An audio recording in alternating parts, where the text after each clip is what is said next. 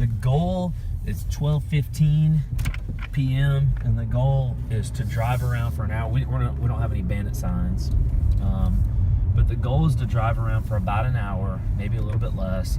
And you need, in an area like this, I want to try to find 20, but you need to set a goal of finding at least 10 vacant houses. So what we're gonna do, we're gonna jot down a bunch of addresses. Okay, it doesn't matter if it appears like it might be vacant, write down the address. Because what we're gonna do next is when we get back to your house, office, whatever, you're gonna start looking these things up in the tax records and seeing who the owners are. And if it's owner occupied, you can still send them a letter. I still send them a letter. Like that one that we passed that looked like someone was living there, but it was in such disrepair from the outside. Mm-hmm. They may be looking to make a move.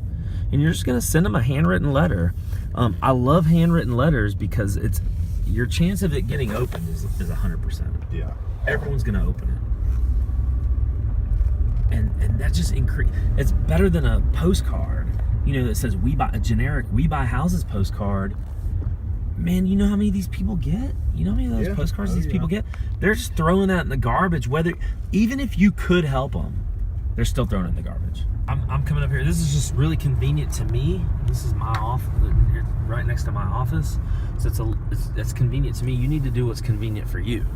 You need to go and look in your area. Now, if you live in a Hoover or a Vestavia, you're not gonna drive around for an hour and find 10 vacant houses. No chance. But there are a lot more in Hoover than there are in Vestavia. But you could go to the surrounding areas. If you're in Hoover, then you're really close to Bessemer and actually some decent parts of Bessemer. And so you could go down that way. If you're in Vestavia, you may go towards, you may just go into UAB, go in and around UAB. Those houses right now are selling for some decent money, even though it's kind of the downtown areas. So go to somewhere near you, but it's not like what I call like a high retail area. I'll edit it later, so don't. So that house right there that's an interesting looking house. So it's like, is it vacant or is it not vacant? So there are a couple of telltale signs. You see trash bin overturned. Does it look like there's a cat sitting there or no? Okay, maybe it's something else. There's a chair on the front porch with something.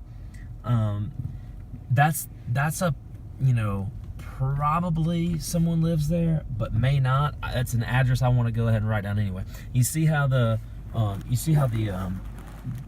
foliage is kind of up against the house? Yeah, growing all the way up. Most people, not everybody, but most people are not going to let that happen. Yeah. So it's an address I want to write down and I want to investigate. Gotcha. The mailbox, and the mailbox is a telltale sign as well.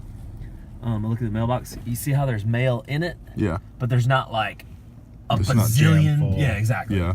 So it's 724. You got your pad? I do. 724, and we'll get the street name when we come back out. It's Janine Court. G or J? Jeanine.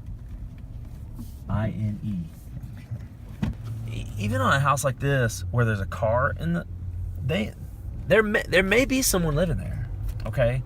But it's in such disrepair that they may be looking to get out. They may be looking to move. They may have it paid for. That was what? We've been driving for less than 15 minutes and we've got roughly how many, 6 or 7 addresses? Yeah, 8. We got 8 addresses in 15 minutes. So I don't really know where I'm going, and that's the point. You need to explore. You need to drive down streets, obviously in a safe part of town. You don't want to make a mistake like that, but you're just exploring. You're figuring out what's where. Some good looking houses over here. These are $60,000 to $80,000 houses on the retail market that we try to get for $30,000 to $35,000. And when you get one of these houses for $30,000, you can make $10,000 wholesale fee on these. You can get it for $30,000, you can sell it for $40,000. Get it, but I don't like to turn anything down. I'm actually about to make a video. I'm turning down a dead end street. I'm about to make a video. We closed 2 wholesale deals on the same day last week, and we made $4,000 on one, and we made $3,500 on the other one. Is that sexy? No, that's not sexy at all. That's a $3,500 wholesale fee and a $4,000 wholesale fee. That, you know, when you start hearing other people do $5,000 and $10,000 and $15,000 wholesale fees, but the point I'm trying to make is don't turn down money. If you even if you made $1,000, it's still just do it. Yeah. Just do the deal. Your kung fu is strong. What does that mean? That means you're good.